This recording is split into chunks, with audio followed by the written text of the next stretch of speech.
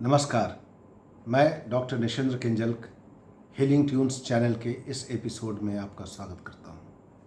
हम बात कर रहे हैं गांव जवार तहसील सीरीज़ की। इसमें हम बात करते हैं भारत के गांव और जन जन से जुड़े हुए मुद्दों की बात करते हैं। दोस्तों, आपको याद होगा 1983 में भारत ने विश्व कप जीता था कपिल देव की अगुवानी में। बहुत ही गौरवशाली क्षण था और उस सीरीज में मैन ऑफ द सीरीज मिला था जिमी यानी कि मोहिंदर अमरनाथ नाम के क्रिकेटर को। हम सब उस समय कॉलेज में पढ़ते थे। बहुत खुशी का पल था और गर्व का पल था कि भारत ने विश्व कप जीता था, वो भी क्लाइव लॉयड की टीम को हरा के, जिस टीम में विवियन रिचर्ड्स, गॉर्डन ग्रीनिज और एंडी रॉबर्ट्स जैसे खिलाड़ी हुआ करते थे। आज यह क्यों जरूरी हो गया है कि मैं इस बारे में बात करूं। जिमी अमरनाथ यानी कि मोहिंदर अमरनाथ, उनका एक भाई भी था जिसका नाम था सुरिंदर अमरनाथ। मुझे याद है एक टेस्ट मैच में उन्होंने बहुत अच्छी सेंचुरी लगाई थी। मोहिंदर और सुरिंदर दोनों भाई थे और इनके पिता लाला अमरनाथ किसी ज़माने में मशहूर क्रिकेटर थे, भारतीय टीम के कप्तान भी थे और बाद के दिनों में एक एक्सपर्ट कमेंटेटर के रूप में भी आते थे। तो लाला अमरनाथ और उनके दो बेटे जिमी अमरनाथ और सुरिंदर अमरनाथ। चलिए थोड़ी और कहानी को आगे बढ़ाते हैं। एक फिल्म आई थी मुगले आजम। उसमें मुगले आजम के रूप में आप सबों ने देखा होगा मशहूर फनकार, मशहूर एक्टर और फिल्म मेकर पृथ्वीराज कपूर को।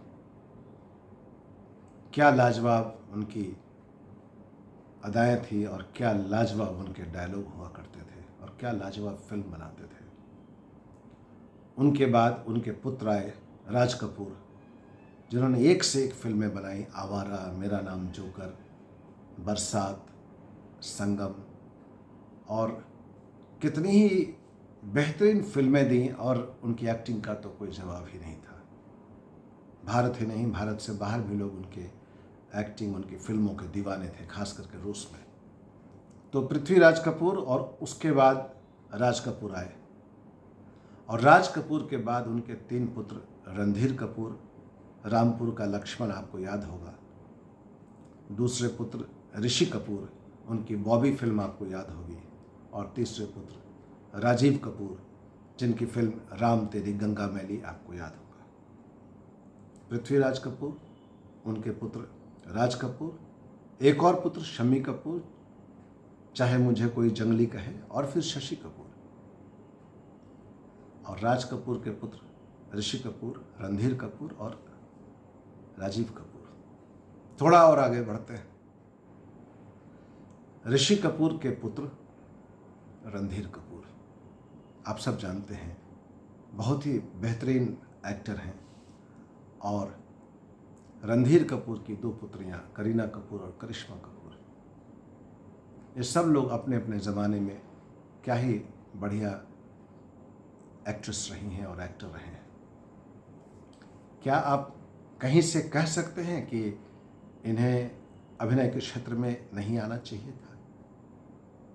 शायद आप नहीं कहेंगे। युवराज सिंह क्रिकेटर को जानते हैं, उनके पिता योगराज सिंह, वो भी एक मशहूर क्रिकेटर थे, देश के लिए उन्होंने भी खेला था।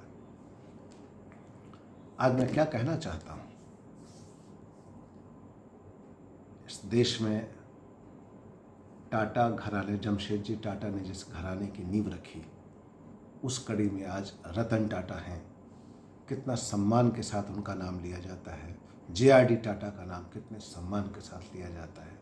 और क्या ही योगदान रहा है इन लोगों का इस देश को बनाने में और इस देश को आगे ले चलने में। बात करें हम बिरला समूह की, बजाज समूह की बात करें, मफतलाल ग्रुप आए, और ऐसे अनगिनत ग्रुप हैं जिन लोगों ने देश को मजबूत करने में अपना बहुत ही महत्वपूर्ण योगदान दिया है।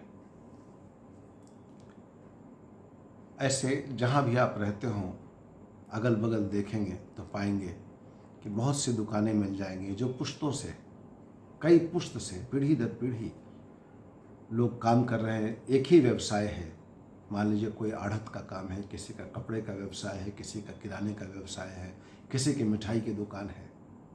पीढ़ी दर पीढ़ी लोग वो काम करते आ रहे हैं।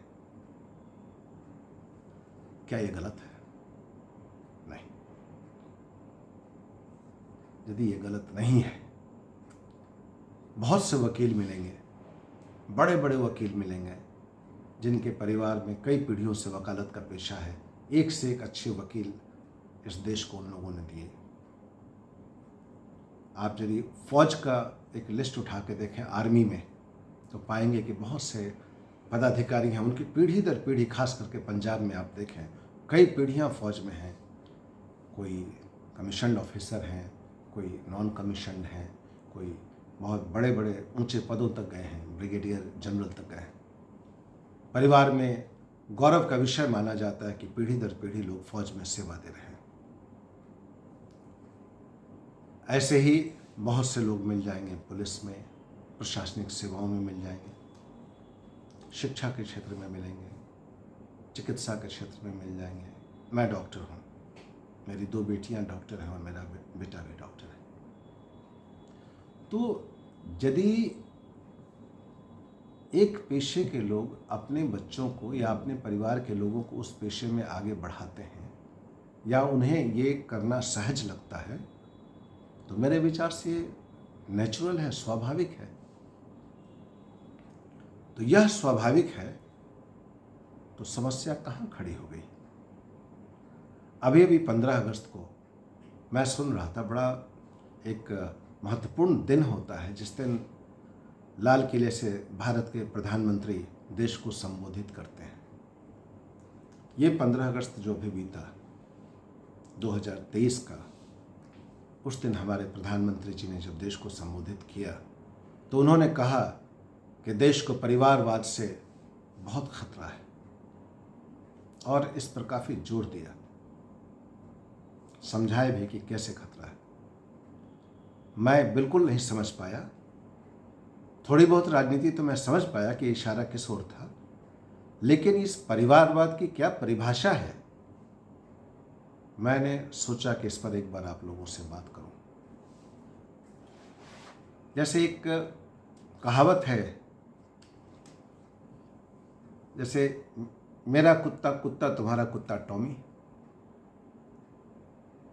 मतलब आप करें तो ठीक है और दूसरा वही चीज करे तो गलत है। क्या मतलब है भाई?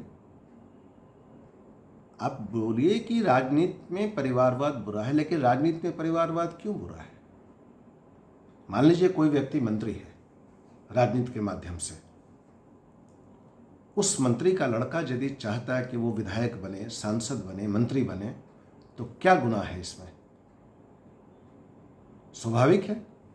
यदि मंत्री या किसी बड़े नेता का लड़का या लड़की है, उसे पार्टी का टिकट मिलना आसान है, उसे मंत्री का पद मिलना आसान है। आम आदमी के बूते का नहीं है। आम जो कार्यकर्ता होगा वो पूरी जिंदगी लगा देगा, शायद उसको पार्टी में एक एमएलए का भी टिकट ना मिले। तो जो अपने परिवार में बचपन से जो देखता है राजनीति चल रही है, उसे स्वाभाविक रूप से राजनीति का जो कैरियर होता है वो ठीक लगेगा और आसानी से उसमें उसको जो ब्रेक भी मिलेंगे और आगे भी बढ़ेगा। तो ये खराब कैसे हो गया? हाँ, यह बात उठाई जा सकती है कि योग्यता नहीं हो फिर उसे नहीं बढ़ाया जाना चाहिए। इस बात से मैं सहमत हूँ, लेकिन यहाँ यह बात तो है नहीं। पुराने ज़माने में राजा महाराजा होते थे, उनके कई पुत्र होते थे, तो राजा अक्सर अपने बच्चों को या अपने पुत्रों को या राजकुमारों को कहें तो गुरुकुल में भेज देते थे। वहाँ उनकी शिक्षा होती थी राजकाज के बारे में, मर्यादा के बारे में, नीति शास्त्र के बारे में, राजनीति शास्त्र के बारे में और युद्ध कला के बारे में। और इन सब के बाद उन बच्चों की परीक्षा ली जाती थी और उसमें से जो सबसे योग्य होता था उसे युवराज बनाया जाता था और कल को माना जाता था कि राजा के बाद वही सम्राट या राजा घोषित किया जाएगा। तो वहाँ चयन होता था कि पात्रता के बाद ही उसे राजा बनाया जाएगा। यह बात ये जरूरी था, लेकिन लगता नहीं कि राजनीति में ऐसा बहुत ज़्यादा होता है, क्योंकि बहुत आसानी से लाभ मिल जाता है। तो इस बात को मैं यहीं रोकता हूँ। कुछ उदाहरण आपके सामने रखना चाहता हूँ। आप सब लोग जानते हैं, एक ग्वालियर का सिंधिया घराना है। विजय राजे सिंधिया थीं, जिन्हें राजमाता भी कहा जाता था। राजमाता विजय राजे सिंधिया बड़ी नेता थीं भारतीय जनता पार्टी की। जहाँ तक मैं जानता हूँ, भारतीय जनता पार्टी और जनसंघ के संस्थापक जो एक समूह था उसकी वो सदस्य भी थी और बड़े आदर से उनका नाम लिया जाता था। उनके पुत्र हुए माधवराव सिंधिया, जो किसी ज़माने में भारत सरकार में मंत्री हुआ करते थे। और मुझे जहाँ तक याद है, एक बार उन्होंने ग्वालियर से अटल बिहारी वाजपेयी को चुनाव में भी हराया था, कोई 70,000 या उसके आसपास वोट से। माधवराव सिंधिया ये विजय राजे सिंधिया के पुत्र थे, कांग्रेस के मंत्री थे। जहाँ तक मैं जानता हूँ, राजीव गांधी जी के बहुत करीब थे। असमय उनकी मृत्यु हो गई। उसके बाद राजमाता की पुत्री वसुंधरा राजे सिंधिया हुई, जो 2 बार राजस्थान की मुख्यमंत्री रहीं। वाजपेयी के केंद्र सरकार में मंत्री रहीं और उनकी छोटी बहन यशोधरा 1994 में विदेश से आई। 1994 1994 में विदेश से आई। 1998 में 1998 में उन्हें विधानसभा का टिकट मिला और तब से वो 5 बार भारतीय जनता पार्टी के टिकट पर विधायक बनी। 2007 के बाई इलेक्शन में वो भारतीय जनता पार्टी के टिकट पर लोकसभा की सांसद भी बनी और 2018 में राजस्थान की सरकार में कैबिनेट मिनिस्टर भी थी। कितने नाम हो गए? विजय राजे सिंधिया, माधवराव सिंधिया की बहन वसुंधरा राजे सिंधिया और उनकी बहन, छोटी बहन।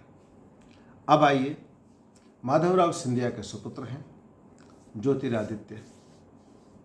ये पहले राहुल गांधी जी की टीम में हुआ करते थे। मध्य प्रदेश के मुख्यमंत्री पद के दावेदार भी थे, मंत्री भी, कैबिनेट में मंत्री भी रहे।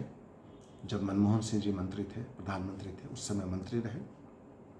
अभी पुनः मंत्री हैं। अभी उस समय कांग्रेस से मंत्री थे, अभी भारतीय जनता पार्टी की तरफ से राज्यसभा में हैं और मंत्री भी हैं। इसके बाद आप आ जाएं, जो वसुंधरा राजे सिंधिया हैं, उनके पुत्र हैं दुष्यंत सिंह। ये 4 बार सांसद रह चुके हैं झालावाड़ से भारतीय जनता पार्टी के टिकट पर। दुष्यंत सिंह। इससे थोड़ा आगे बढ़ें आप, तो कितने लोग हो गए एक परिवार में? विजय राजे सिंधिया, माधवराव सिंधिया, उनके पुत्र ज्योतिरादित्य, वसुंधरा राजे सिंधिया, उनके पुत्र दुष्यंत सिंह, वसुंधरा राजे की छोटी बहन। कोई दिक्कत नहीं है। तो ये जो आए, मैं इनके खिलाफ नहीं हूं, मैं बिल्कुल खिलाफ नहीं हूं। किसी परिवार में राजनीति चल रही है, सियासत चल रही है, उनके लिए स्वाभाविक है कि उनको सियासत एक कैरियर के रूप में आसान सा रास्ता लगेगा। और यदि उन्होंने इसको चुना तो उनको इसका अधिकार है, या अधिकार था। हमारे संविधान में भी इसकी आज़ादी है कि आप चुनें कि कौन सा कैरियर आपके लिए मुनासिब है। लेकिन मैं सिर्फ कुछ उदाहरण सामने रखना चाह रहा हूं ताकि चीज़ें सही पर्सपेक्टिव में आए, परिप्रेक्ष्य सही हो। अटल बिहारी वाजपेयी जी प्रधानमंत्री थे, उनकी नीस है करुणा शुक्ला, वो 14वीं लोकसभा की मेंबर रही हैं। थोड़ा सा पीछे चलते हैं, आप आ जाइए महाराष्ट्र में। महाराष्ट्र में नारायण राणे हैं, जो सीएम रहे महाराष्ट्र के 1999 में। बीजेपी और शिवसेना के जो समन्वय की सरकार थी उसमें। 2021 से वो केंद्र सरकार में मंत्री हैं। उनके पुत्र नीलेश राणे वो सांसद हैं रत्नागिरी से बीजेपी के टिकट पे। नारायण राणे केंद्रीय मंत्री हैं, उनके पुत्र नीलेश राणे एमपी हैं बीजेपी से रत्नागिरी से।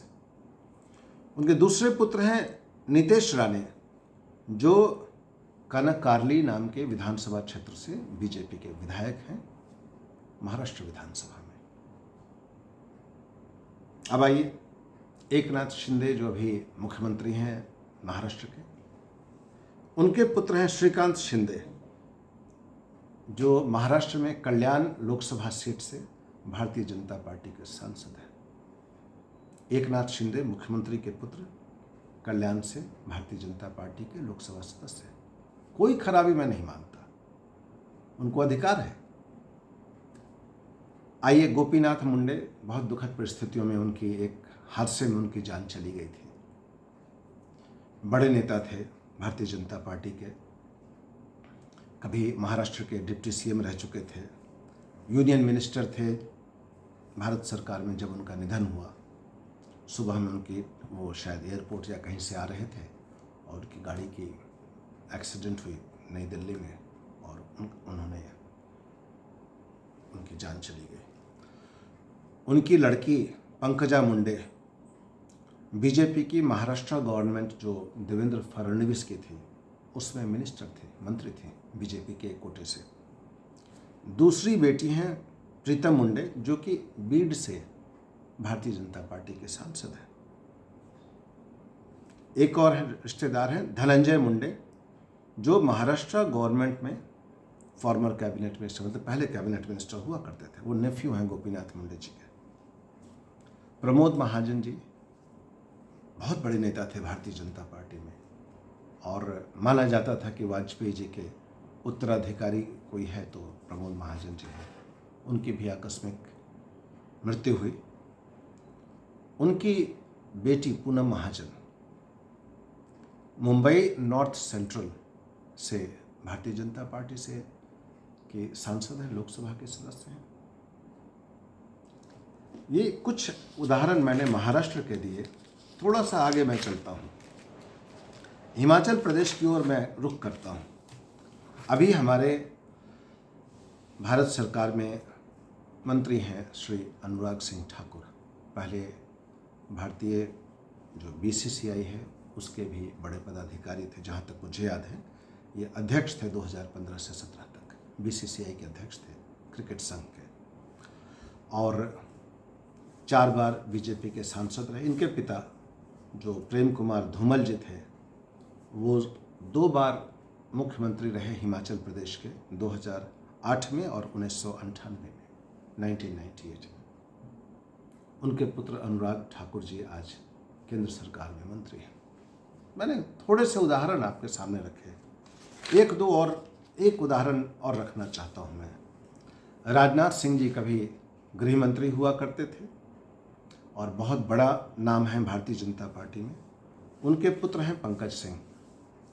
वो नोएडा से 2 बार विधायक बने भारतीय जनता पार्टी के टिकट पे, 2017 में और उसके 2 बार विधायक बने। और राजनाथ सिंह जी मंत्री रहे, पहले भारतीय जनता पार्टी के अध्यक्ष थे। उनके पुत्र विधायक हैं अभी नोएडा से। कल्याण सिंह, आपको याद होगा, कल्याण सिंह जी मुख्यमंत्री हुआ करते थे उत्तर प्रदेश के जिस समय की बाबरी मस्जिद का डिमोलिशन हुआ था, बाबरी मस्जिद के ढांचे का डिमोलिशन हुआ था कौन तो वो उत्तर प्रदेश के मुख्यमंत्री थे। फिर राजस्थान के राज्यपाल बनाए गए। उनके पुत्र राजवीर सिंह 2002 में एमएलए बने भारतीय जनता पार्टी के, 2003 में स्वास्थ्य मंत्री बने, 2014 में एमपी बने लोकसभा के। ग्रैंडसन है कल्याण सिंह जी के, उनका नाम संदीप सिंह। वो बीजेपी एमएलए हैं 2017 और 2022 में अतरौली से, और मिनिस्टर हैं बेसिक एजुकेशन के। ये कुछ नाम मैंने आपके सामने रखे। 1-2 नाम और आपके सामने रखना चाहता हूँ। डॉक्टर सीपी ठाकुर, बहुत बड़े फिजिशियन नाम रहा है उनका। कालाजार पे बहुत शोध किया, पहली बार 1984 में पटना से सांसद बने, अटल बिहारी वाजपेयी जी की कैबिनेट में मंत्री बने, लोकसभा और राज्यसभा दोनों में रहे। इन्हें पद्मश्री मिला, विधान चंद्र राय अवार्ड मिला कालाजार पर शोध के लिए। इनके पुत्र अभी राज्यसभा के सदस्य हैं, विवेक ठाकुर। मैं अभी जहाँ से ये वीडियो बना रहा हूँ, मुजफ्फरपुर, यहाँ से 4 बार सांसद रहे जय नारायण निषाद। उनके पुत्र अजय निषाद इसी क्षेत्र से 2 बार सांसद हैं, 2014 में और 2019 में। उनके पुत्र हैं जय नारायण निषाद, जो कभी केंद्रीय मंत्री थे, उनके पुत्र हैं, यहाँ से सांसद हैं।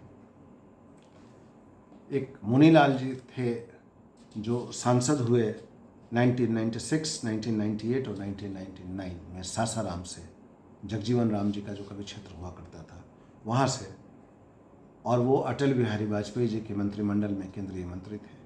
उनके पुत्र शिवेश जी 2010 और 2015 में भारतीय जनता पार्टी के टिकट पर एमएलए बने अज्ञाओं से। गंगा प्रसाद जो कभी नेता विधान परिषद या उपनेता रहते थे, कई बार विधान परिषद में भारतीय जनता पार्टी की तरफ से आए, बहुत अच्छे नेताओं में गिने जाते थे, जो मेघालय के राज्यपाल भी बनाए गए। उनके पुत्र संजीव चौरसिया पटना में दीघा क्षेत्र से एमएलए हैं।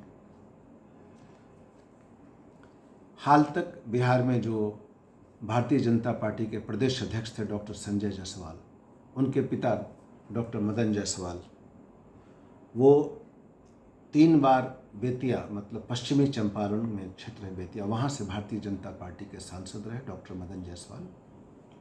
उनके पुत्र डॉक्टर संजय जायसवाल, ये भी 3 बार सांसद रह चुके हैं बेतिया से, और हाल तक भारतीय जनता पार्टी के प्रदेश अध्यक्ष भी थे। कहना मैं क्या चाहता हूँ,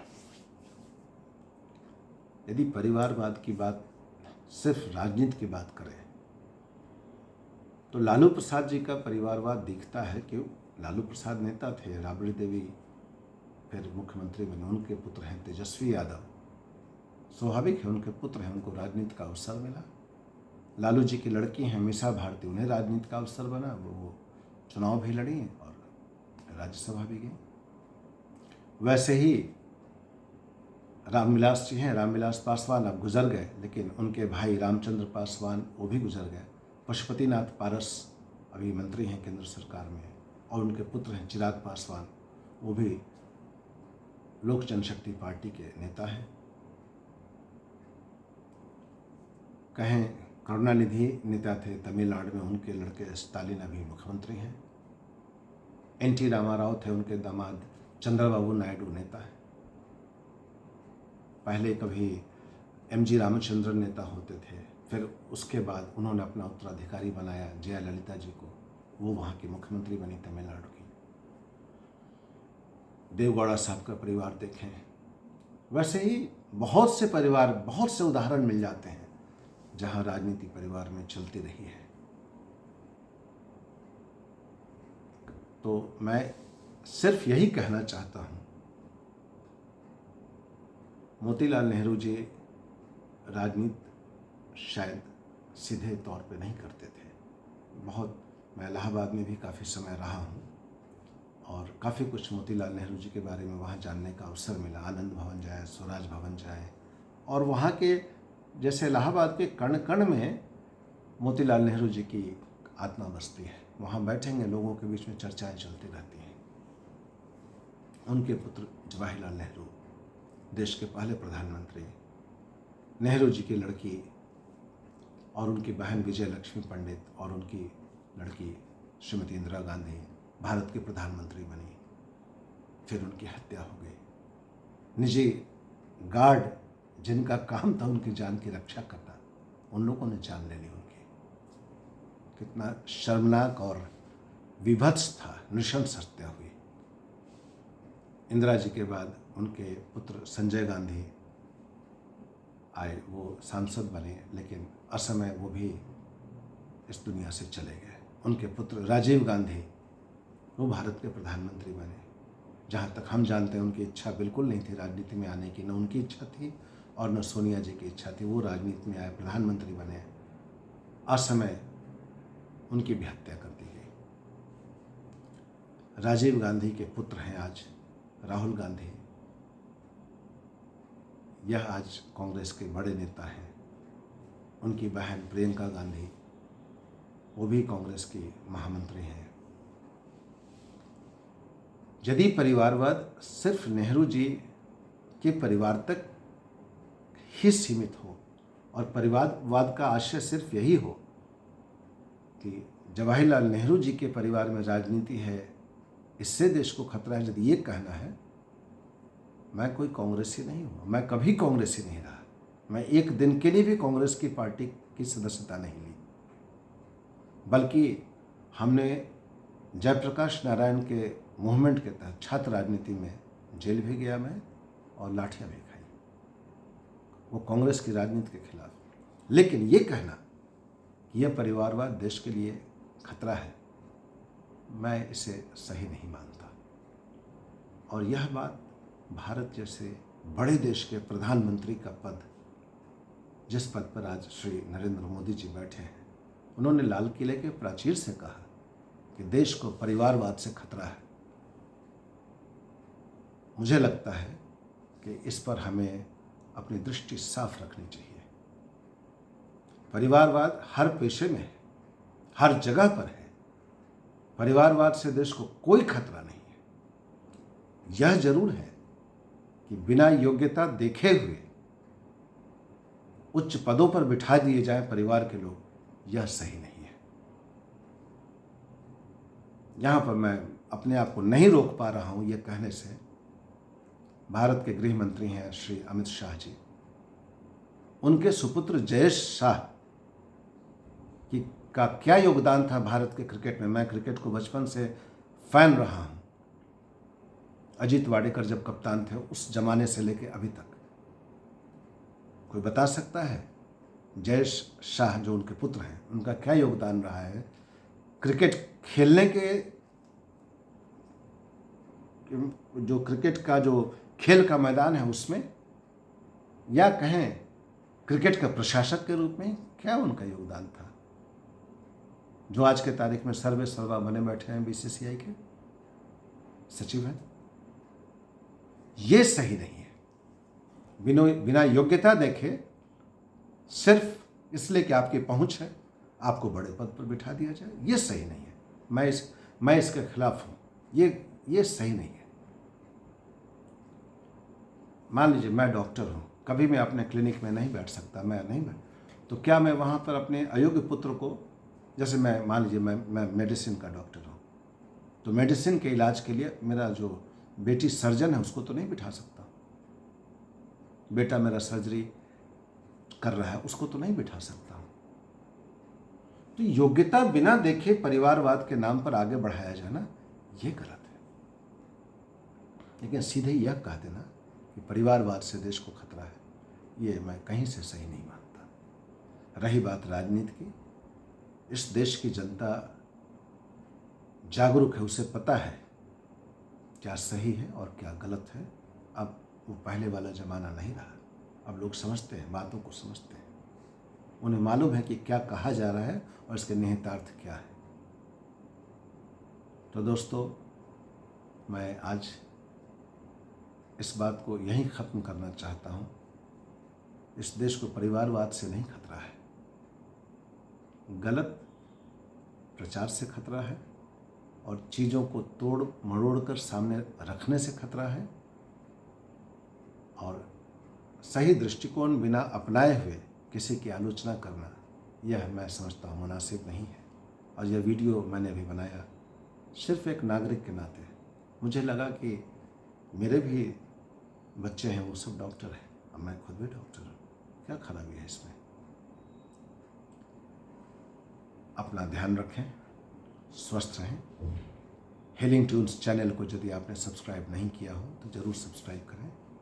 यह वीडियो अच्छा लगे तो इसे लाइक करें, अपने मित्रों के साथ साझा करें और कमेंट बॉक्स में लिखकर बताएं और कौन से विषय आपको अच्छे लगते हैं और किन विषयों पर आप चाहेंगे कि कुछ विवाद टिप्पणी आपके सामने आए, तो मैं आपकी टिप्पणियों का स्वागत करूँगा। जय हिंद।